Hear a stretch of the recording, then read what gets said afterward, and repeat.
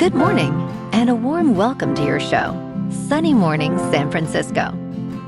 I'm your host, Melissa, and it's Tuesday, June 2nd. You'll be interested to know. 73 years ago, today, in 1953, Queen Elizabeth II was crowned in a grand ceremony at Westminster Abbey with pageantry, processions, and a global audience witnessing a solemn transfer of duty. The coronation affirmed a living constitutional tradition and served as a unifying moment that modernized public ceremony and connected diverse peoples across the Commonwealth. So now you know.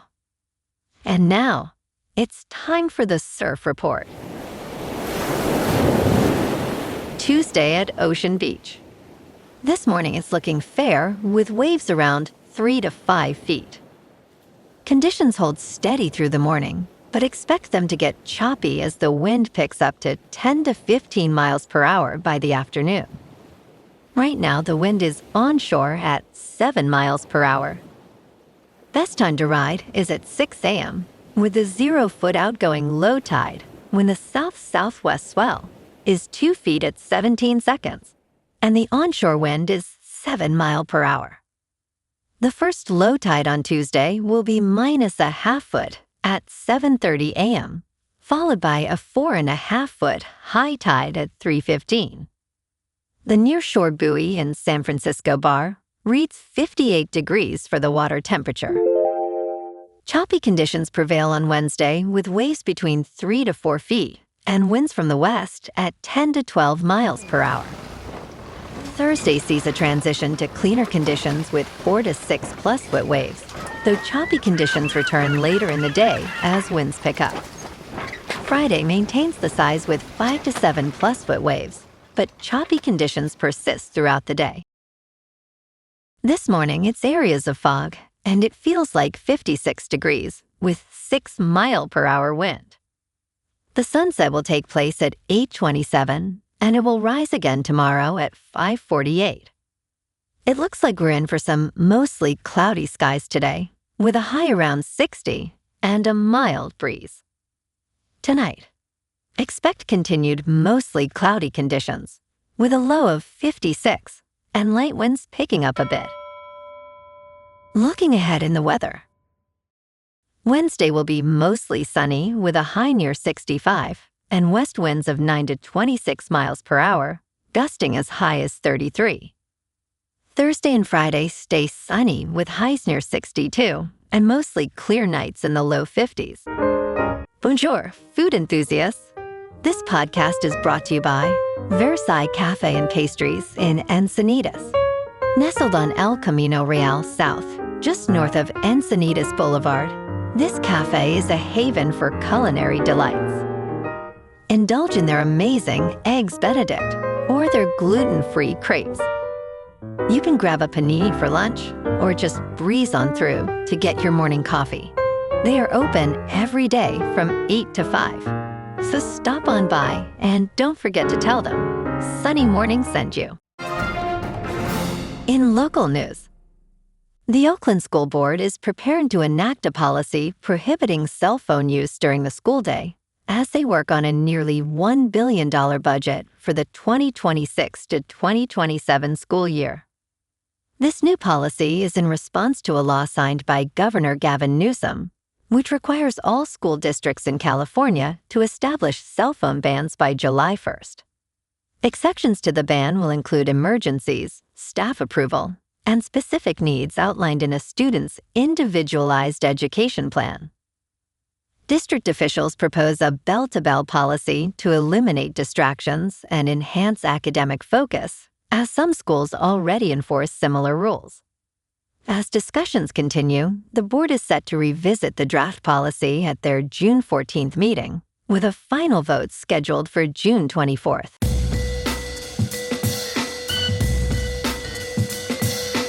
Now on to sports.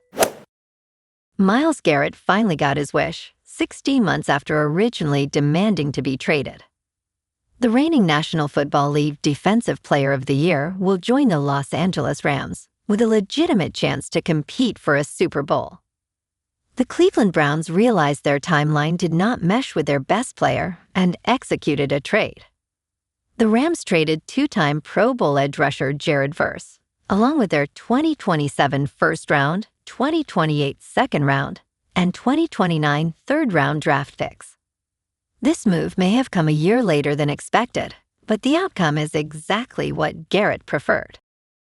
In local sports, the Giants got absolutely pummeled yesterday, dropping 5-2 in Milwaukee, and they're looking to respond tonight. Landon Roop had a rough go, lasting just 4 innings and giving up 8 runs on 8 hits. San Francisco sits at 23-37 on the season, firmly in the basement of the NL West. Tonight they send Trevor McDonald to the mound against Kyle Harrison in Game 2 of this 4-game series. First pitch is at 4:40 this afternoon at American Family Field. It's a crucial moment to avoid falling further behind on this road trip. There's an interesting angle to this series. Giants manager Tony Vitello, in his first year after leading Tennessee to a national championship, is facing off against Milwaukee's Pat Murphy, who won a title at Arizona State. Both coaches made the jump straight from college to the big leagues. Vitello also has a personal connection here.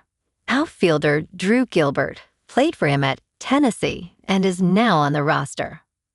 Meanwhile, the Warriors are signaling they're going aggressive this offseason. Steph Curry expects major moves coming, and the front office is clearly feeling the urgency with Jimmy Butler sidelined. Golden State hosted 6 draft prospects for workouts yesterday, and with the 11th overall pick, they're actively exploring ways to add talent. Draymond Green's decision on his player option by June 29th could be a key trade chip as the Dubs position themselves to contend. In top news, according to a study published on Sunday, a new experimental medication nearly doubled overall survival rates for patients with advanced pancreatic cancer. The drug, named daraxonrasib, blocks a mutated protein that fuels tumor growth in more than 90% of cases. It reduced the risk of death by 60% for patients with metastatic pancreatic cancer who had previously received treatment. Those taking daraxonrasib lived for a median of 13.2 months compared to 6.7 months for chemotherapy recipients. Patients who took the drug also experienced fewer severe side effects, improving their quality of life. In business news, job seekers are using AI roleplay to negotiate salary. These artificial intelligence prompts can help make you a master salary negotiator at your next job interview. Savvy job hunters are using artificial intelligence to perfect their pitch. Salary negotiations are challenging for many people, especially daunting for entry-level workers just starting their careers. College graduates tend to dramatically overestimate their starting salaries, with studies showing that students expect to earn $80,000 to $100,000, while the actual starting salary is around $56,000. In crypto movement, Bitcoin is down 4% to just under $71,000. Ethereum is down 1% to $2,000. And XRP is down 3% to $1.29. Moving on to a more local vibe. In our community spotlight on health and wellness, we are working with a national Pilates studio to bring you some free classes, so listen up. Check out Club Pilates, with several locations in the San Diego area. Pilates presents a comprehensive wellness approach, cultivating strength, reducing tension, and elevating mental well-being. Scientific research affirms its benefits. So now you can check out Club Pilates for a free class, with locations in Encinitas, Solana Beach, Oceanside, La Jolla, and more. Just be sure to tell them Sunny Morning sent you by. And now, back to the show. Let's talk tech. Google parent company Alphabet said Monday that it plans to raise $80 billion to help pay for its massive artificial intelligence infrastructure build-out. Alphabet will sell off that amount in stock and then use the funds for general corporate purposes, which includes capital expenditures to scale AI infrastructure and global compute. Part of the plan involves selling $10 billion in stock to Berkshire Hathaway, the massive global holding company formerly led by Warren Buffett.